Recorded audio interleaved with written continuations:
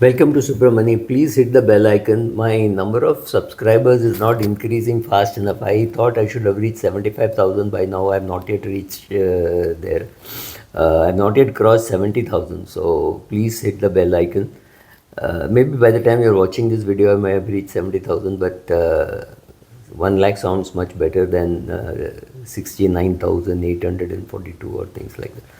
So I'm somewhere at 69,956 or something like that. So one good question which somebody has asked is, why should you start investing early? Of course, this question you have heard earlier. Many people have answered this saying Ram and Sham, both age 25, one started investing.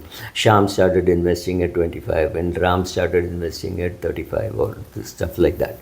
So but attached to it is another question: why should one not interrupt the compounding process for creating wealth over, say, 5 decades? This is a good question. Many people don't realize that starting early is good, but you have to also leave it uninterrupted for a long period of time. Let's say it's a young 25-year-old girl who's starting to invest, and she very religiously invests, say, 10,000 rupees a month or 5,000 rupees a month.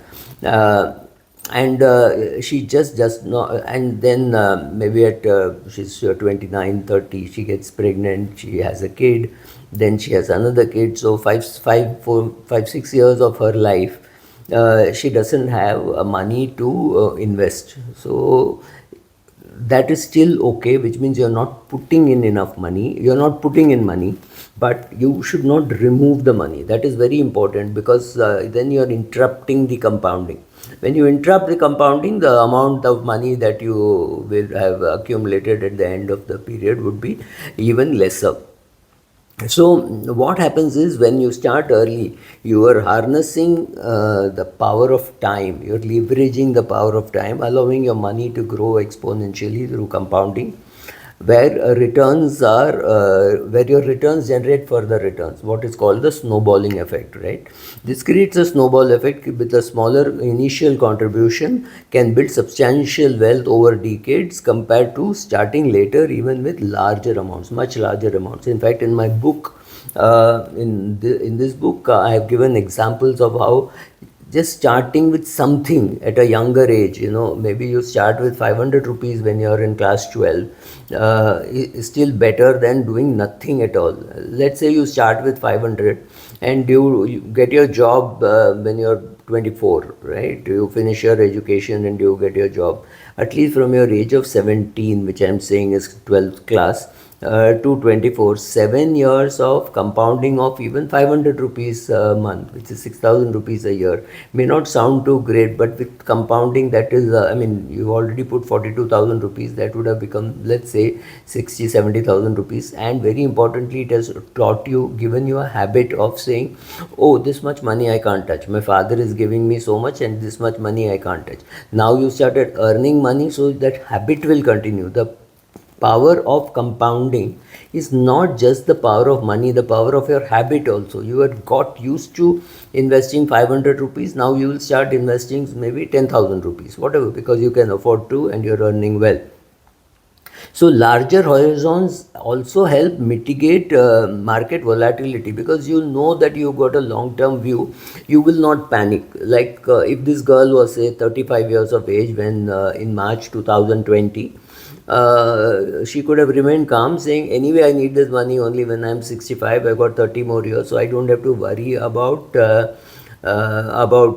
COVID eroding my portfolio, because whatever is the problem, one day some solution will be found. So it could have helped her remain calm during periods of uncertainty, because you know that your term, your vision or your term is longer, so you don't have to worry too much. So if you another advantage now for younger people, which is advantage which people like me did not get, is you can do something called a step up investing. So every year you increase your amount by an X amount. Let's say you're doing 5,000 rupees SIP, or maybe you're doing 10,000 rupees SIP and you increase it by 2,000 rupees every year, or by 10% every year. So right, so 10,000 will become 11,000, 11,000 will become 12,100, right? So 1100 it will increase, and then the power of compounding on the amount that you invest is also, that is also growing, and your total corpus is also going. Or you can say, I will increase my investment by 2,000 rupees every month,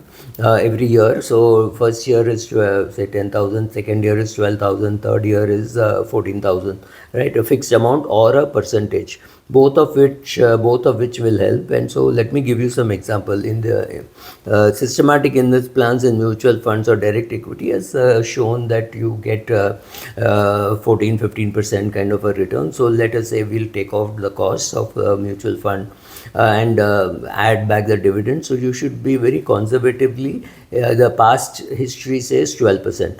Going forward, you might get lesser. If inflation in India is lower, equity returns will be lower. So I'm not talking about real return, but you can't really calculate real return with another variable called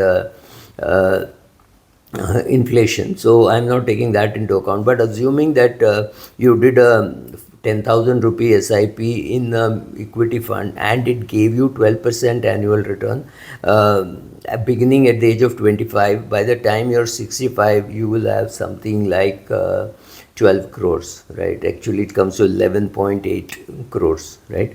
That's not bad at all. You will have that kind of money without any increase, right? So your 10,000 rupees is constant. So 10,000, you may have found it a little difficult when you're 24, but by the time you're 65, it looks like too insignificant. But if you increase your SIP by 10% every year, your figure goes up at least 3x. So instead of 12 crores, you'll have something like 36 crores. That is not funny, right? That's huge. Of course, the 12% is debatable because it could be 12%, it could be lesser. Now take the case of the other person who starts at the age of 35. So he gets 30 years of compounding. So this girl started at 25 and this boy starts at 35. So the 10 years he has missed with the same, with about 10,000 rupees per month, he'll have something like 3.5 crores. This is not even comparable to the 12 crores that we are talking about, right? And again, if this person had done a systematic invest plan with a step up, he could also have something like 6 crores, 5-6 crores, nowhere near 36 crores, right? So to match the early starters corpus, this person would have to start at something like 17,000-18,000 at the age of 35. That looks difficult, right? So that wouldn't have happened. And the real world benchmark is, I got this example from the BSE Sensex. India's premier stock index launched in 1979 at 100. It is now about 81,000 in 2025, which has delivered a compounded CAGR of about 15.67% over 46 years. This is not including the dividend. So this is the kind of growth that would have happened. So your 1 lakh invested in a Sensex tracking fund since inception would be worth about rupees 8 crores today, and 8 crores tax free, because you pay tax only when you withdraw. Many prominent Indian investors, Radhakrishnan Damani, Rakesh Jhunjhunwala, often called India's big bull, all of them began sometime in the 80s, and all of them have grown their wealth fabulously. But do remember, these people had a very high R. They got a very high return and they compounded for a long period of time. In fact, Rakesh is not a great example of compounding. The greatest example of compounding is, of course, Warren Buffett. He started at the age of 11 and he's still compounding at the age of 95. So very few of us can get 84 years of compounding in our lifetimes. It is almost impossible. But yes, if you have got inherited wealth, that would grow over long periods of time. So just with some Lupin and Titan, etc., he grew his portfolio to about 5.9 billion by the age of 2022, by the year 2022, right? So starting in his mid-20s allowed decades of growth, but still it would have been much longer. He died at the age of 60, so you're still talking of about 35 years of compounding. Whereas at the others like Vallabh Bansali would have had already had 45 years of compounding and counting, right? So for larger goals, you may have to put larger amount, but yeah, this is what works, right? So why again, why not to interrupt the compounding? Because when you interrupt the compounding, again I have an example. Over 50 years, let us say you withdraw funds midway, right? That's what is interrupting of compounding means. You are preventing future earnings on that amount. Over 50 years, this can halve your final corpus due to lost exponential growth. So and capital gains in India is 12.5%. So if you withdraw, you'll pay 12.5%. So that reduce, and then there are transaction charges. So consider a one-time investment of 1 lakh compounded at 12% annually. We'll stick to the 12%. So continuous compounding after 50 years, 50 years, again one-time investment of 1 lakh. This is for mathematics, the calculation purposes. You would have 2.89 crores without any compounding interruption, but interrupted, which means after 25 years you withdrew half the amount, which means no compounding, no growth on the withdrawn amount. Then you would have 1.53 crores, right? So it's almost half.